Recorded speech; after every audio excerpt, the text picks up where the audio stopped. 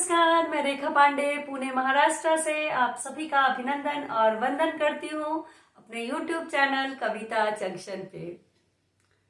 दोस्तों, जब हमारे घर में कोई बच्चा पैदा लेता है तो हम लोग उसका नामकरण करते हैं, बहुत धूमधाम से नामकरण करते हैं। और इवन हम लोग कुछ प्रॉपर्टी खरीदते हैं, उसका भी कुछ नामकरण करते हैं, कुछ पेट्स ले आते हैं घर में, उसका भी नामकरण करते हैं, क्योंकि उसकी आइडेंटिटी उसको मिल जाती है। अब वो नामकरण किस आधार पे किया जाता है, ये घर वालों की मर्जी पे डिपेंड करता है। किसी को कोई नाम पसंद आता है या कुछ उस टाइम ऐसी घटना घटित हुई होगी जिसकी वजह से उस बच्चे का या सामान का नामकरण कर दिया जाता है।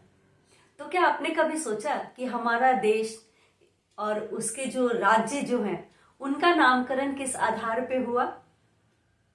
ये हम सभी को जानकारी जरूर लेनी चाहिए कि हमारे देश का नाम भारत और जो इसके इतने सारे राज्य हैं किस किस आधार पे नामकरण किया गया है। तो मैं इसी आधार पे आपको ये 5 कड़ियों का सेगमेंट लेके आई हूँ। पहले कड़ी में भारत का नाम भारत क्यों रखा गया, और 4 कड़ियों में राज्यों का नाम कैसे रखा गया लेकर के आई हूँ। 4 कड़ी में दरअसल राज्य हमारे यहाँ इतने ज्यादा राज्य हैं कि एक वीडियो बनाना मेरे लिए बहुत मुश्किल हो गया था, हौच पौच हो गया था। इसलिए हमने पूरब, पश्चिम, उत्तर और दक्षिण के आधार पे उसको हमने डिवाइड किया है और वीडियो बनाया है। तो आइए शुरू करते हैं। हमारे भारत का नाम भारत क्यों पड़ा? भारत, इसका अर्थ होता है भा यानी आध्यात्म और रत यानी लीन, जो आध्यात्म में लीन हो, ये भारत है। एक बहुत मशहूर प्रेम कहानी थी शकुंतला और दुष्यंत की। ये कहानी तो हम लोग सभी जानते ही हैं। और कुछ ऐसे कारण हुए कि दुष्यंत शकुंतला को भूल गए। एक अंगूठी थी जो उनके पास थी, वो खो गई और जिसकी वजह से उनकी याददाश्त किसी श्राप की वजह से चला गया। खैर, उस कहानी में हम लोग नहीं जाते हैं। शकुंतला और दुष्यंत की प्रेम कहानी शुरू हुई और कुछ दिनों के बाद दुष्यंत शकुंतला को भूल गए। उस समय शकुंतला जो थी वो प्रेग्नेंट थी। अब वो बहुत अकेली हो गई। वो दुष्यंत अपने राज्य में लौट गया और ये अकेली हो गई। ये मेनका की पुत्री थी। तो मेनका उनको लेकर के मारीच ऋषि के पास गई और अपनी पुत्री को मारीच को सौंप दी कि आप मतलब इनका बालक होने वाला है और आप इनका ध्यान रखिए। मारीच ऋषि ने भी उसको बहुत ही प्यार से बेटी के जैसा पाला पोसा। 2 ऋषि कन्या भी उस पे लगा दिया गया और वो मारीच ऋषि के आश्रम में रहने लगी।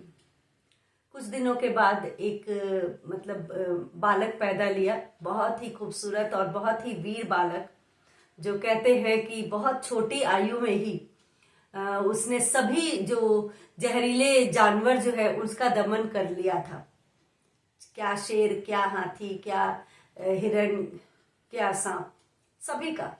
तो उसकी वजह से जो कन्याएं, ऋषि कन्या, उसको सर्वदमन के नाम से पुकारने लगी। परंतु मारीच ऋषि जो थे उसको भरत के नाम से संबोधित करते थे।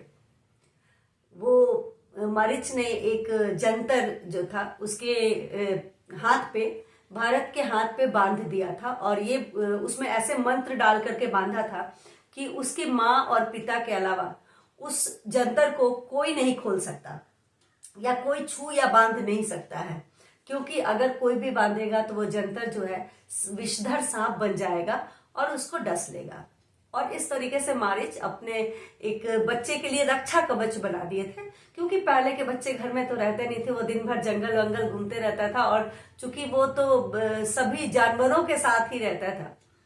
तो एक बार कुछ ऐसी घटना घटी कि दुष्यंत को बाद में याददाश्त अपनी वापस आ गई और वो अपने बीवी को ढूंढते हुए उस वहां पे भी आ गए।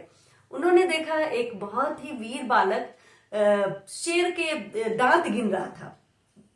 तो उसको बड़ी आश्चर्य लगा कि यहाँ तो बच्चे भाग जाते हैं जानवर देखे, ये तो दांत गिन रहा है।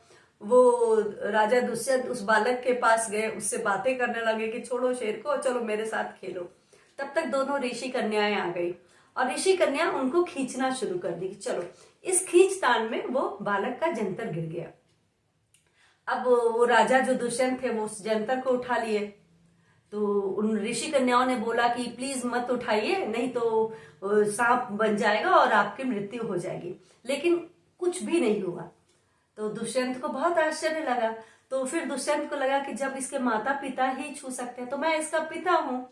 तो उसको बहुत मतलब खुशी और आश्चर्य सब भाव मिश्रित हुए और उसने अपने पुत्र से बोला कि पुत्र तुम मुझे अपनी माता के पास ले चलो।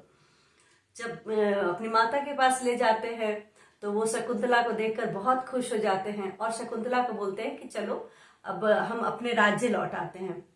तो शकुंतला भी जाना चाहती थी, लेकिन ऋषि मारीच के इतने एहसान थे कि उन्होंने बोला कि हम पिता ऋषि से पहले उनसे आज्ञा लेंगे, उसके बाद जाएंगे। जब ऋषि मारीच के पास वो दोनों जाते हैं तो ऋषि मारीच बहुत खुश होते हैं और उन्हें जाने का आशीर्वाद देते हैं और उस बालक को आशीर्वाद देते हैं कि जाके बाद में बहुत बड़ा राजा बनेगा और इसके नाम से ही पूरे राज्य राष्ट्र का नाम रखा जाएगा। और यही हुआ और आगे चल के भरत के नाम पे ही भारत देश रखा गया और इस तरीके से हमारा भारत का नाम जो है भारत पड़ा। तो कैसे लगे ये हमारा नामकरण का जो एपिसोड है, आप प्लीज बताइए कमेंट